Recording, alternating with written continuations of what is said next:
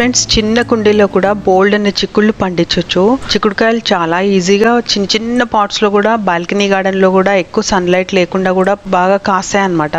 మన balcony garden లో చాలా చిన్న పాట్ లో కనీసం 3 ఇంచెస్ 4 ఇంచెస్ పాట్స్ లో కూడా బాగా కాసాయి. చాలా హార్వెస్ట్ వస్తుంది, చాలా అంటే చాలా హార్వెస్ట్ వస్తుంది. చాలా చిన్న చిన్న మొక్కలే, కనీసం 3 ఫీట్ లేదా 2 ఫీట్ 1 ఫీట్ మొక్కలకు కూడా చాలా బాగా కాయలు వస్తాయి. అయితే మనం కేవలం మార్కెట్లో మామూలు చిక్కుడుకాయలు కొంటాం కదా, దాంట్లో కొన్ని ముదిరిపోయిన గింజలు ఉంటాయి కదా, అవి తీసుకొచ్చి పెట్టానన్నమాట. పెడితే ఇది బాగా వచ్చింది. అంటే 2 ఇయర్స్ నుంచి మేము దాని సీడ్స్ వచ్చినవే మళ్ళీ మళ్ళీ పండిస్తున్నాము. చాలా ఈజీగా గ్రో అవుతాయి. జస్ట్ 1 month లోనే మనకి హార్వెస్ట్ కూడా ఇచ్చేస్తాయి అనమాట. ఎవ్రీ వీక్ కూడా అవి తొందరగా పెరిగిపోతాయి. అంటే పూలు వచ్చిన తర్వాత 1 weekకే అవి మనం హార్వెస్ట్ చేసేయచ్చు, అలా ఉంటాయి అనమాట. చాలా ఈజీగా, అంటే ఎక్కువ కష్టం పడకుండానే బాగా పెరిగిపోతాయి.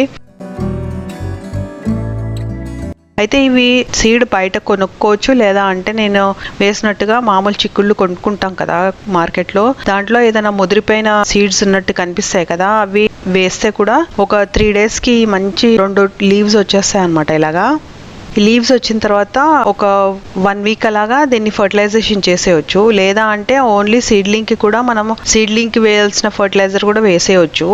అయితే సీడ్స్ వేసేటప్పుడు కూడా మంచి సాయిల్ మిక్స్ చేసుకోవాలి. సీడ్స్ వేసేటప్పుడు సాయిల్ మిక్స్ వచ్చేసి కాంపోస్ట్ ఒక 50% వేసి, 30% ఇసుక వేసి, 10% అలాగా కౌడంగ్ వేసి, అలాగే వేపాకులు కూడా దాంట్లోనే వేసేస్తాము. సో సీడ్లింగ్ మాత్రం భలే వస్తాయి.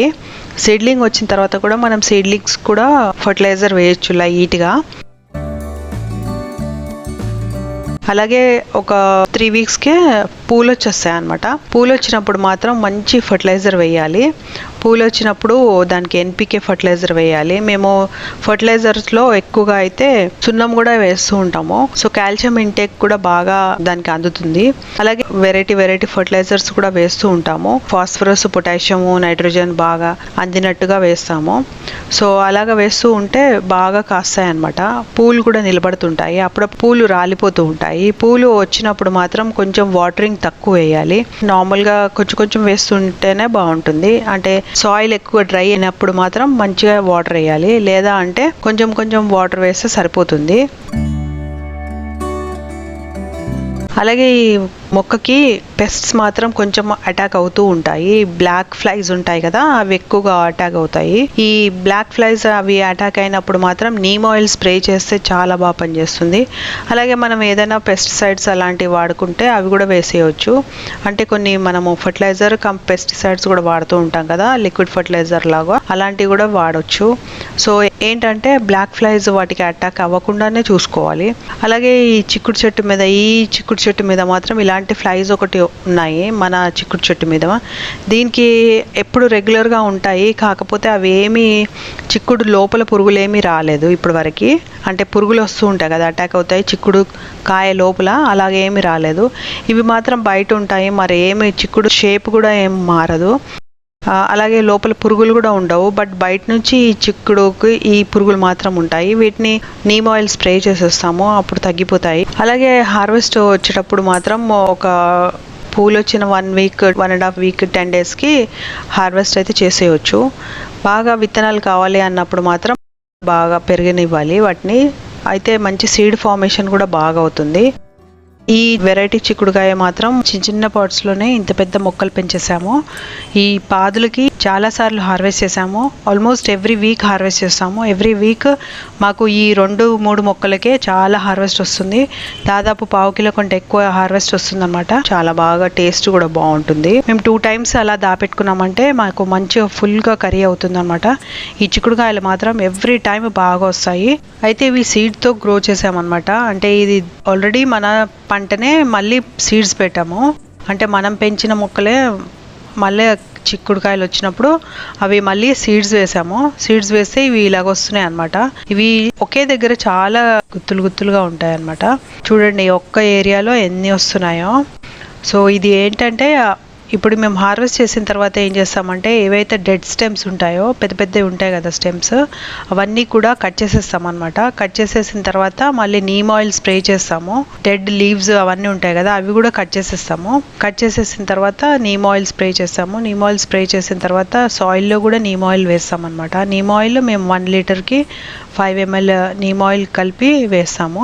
అలాగే మేము దీని తర్వాత హార్వెస్ట్ తర్వాత దీనికి ఫర్టిలైజేషన్ కూడా ఇస్తాము. కొంచెం మస్టర్డ్ కేక్ పౌడర్ ఉంటుంది కదా అది ఎక్కువగా మిక్స్ చేస్తాము. అలాగే మిగతా ఎన్పికే, బోన్ మీల్, ఇంకా చున్నము ఇవన్నీ కూడా కాంబినేషన్లో ఇవి మిక్స్ చేసి ఇస్తూ ఉంటాము, ఎప్సమ్ సాల్ట్ ఇలాంటివన్నీ. సో దీని తర్వాత ఖచ్చితంగా హార్వెస్ట్ తర్వాత మాత్రం ఖచ్చితంగా ఫర్టిలైజేషన్ వస్తుంది. మధ్య మధ్యలో కూడా అప్పుడప్పుడు ఫర్టిలైజేషన్ చేస్తూ ఉంటాము. అంటే వారానికి ఒకసారి కొంచెం కొంచెం వేస్తూ ఉంటాం అనమాట. చిన్న పాట్స్ కదా అందుకే ఒక్కసారి వేసేస్తే ఎండిపోతాయి మొక్కలు, అందుకే కొంచెం కొంచెం వేస్తూ ఉంటాం అనమాట. అలాగే వారానికి ఒకసారి ఇవ్వకపోతే ఏమవుతుందంటే అవి డల్ కూడా అయిపోతూ ఉంటాయి. అలాగని ఓవర్ ఫర్టిలైజేషన్ చేయము, జస్ట్ కొంచెం కొంచెం లైట్గా ఇస్తూ ఉంటాం అనమాట. ఈ చిక్కుడుకాయ చెట్టు మాత్రము ఒక 2 years వరకు ఉంటుంది. సమ్మర్ కూడా తట్టుకోగలిగితే 2 years వరకు ఉంటుంది. అయితే రెగ్యులర్గా మనం మేజర్ హార్వెస్ట్ చేసినప్పుడల్లా కూడా కట్ చేసేస్తాం కదా కొమ్మలు. దాని తర్వాత మళ్ళీ కొంచెం ఎరువు వేస్తూ ఉండాలి, కంపోస్ట్ వేస్తూ ఉండాలి, అలాగే కౌడంగు కూడా వేస్తూ ఉండాలి. అంటే ఆవు పేడ కొంచెం వేస్తూ ఉండాలి. మిగతా ఫర్టిలైజర్స్ మనం ఎప్సమ్ సాల్ట్, మస్టర్డ్ కేక్ ఇలాంటివి వేస్తుంటాం కదా, బోన్ మీల్ అలాంటివి కూడా వేస్తుండాలి సున్నంతో పాటు. అలా చేస్తే ఇంకా చాలా బాగా చిక్కుడుకాయలు వస్తాయి. అసలు చిన్న పాటికి కూడా చాలా కాయలు, పుష్కలంగా కాయలు వస్తాయి అన్నమాట. అలాగే అప్పుడప్పుడు పండిపోతూ ఉంటాయి ఆకులు. ఇలా పండిపోవటం ఏంటంటే సరి అయిన టైంకి వాటర్ లేకపోవటము లేదా ఎక్కువగా వాటర్ అవ్వటము అలాంటివి జరుగుతుంటాయి. అలాంటివన్నీ కట్ చేసేసేయాలి. కొమ్మలు పండిపోతే తీసేసేయాలి. చిన్న కుండీల్లో ఎక్కువ ఆకులు కొమ్మలు ఉండకూడదు, ఓన్లీ పూలును కాయలు ఉన్నట్టుగా చూసుకోవాలి మనము.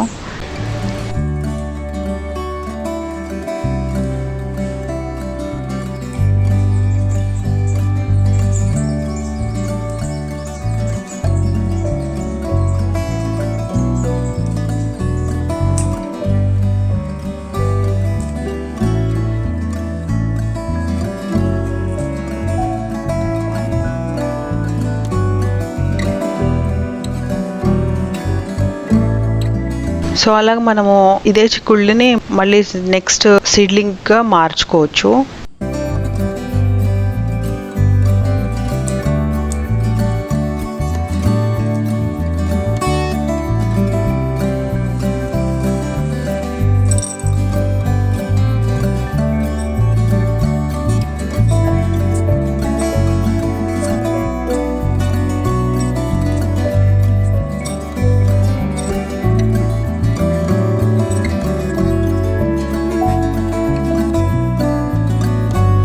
సో చిన్న బాల్కనీలో కూడా మంచి హార్వెస్ట్ తీసుకోవాలి, మంచి ఆహారం పండించుకోవాలంటే ఇలాంటి చిన్న చిన్న టిప్స్ ఫాలో అవుతుండాలన్నమాట మనము.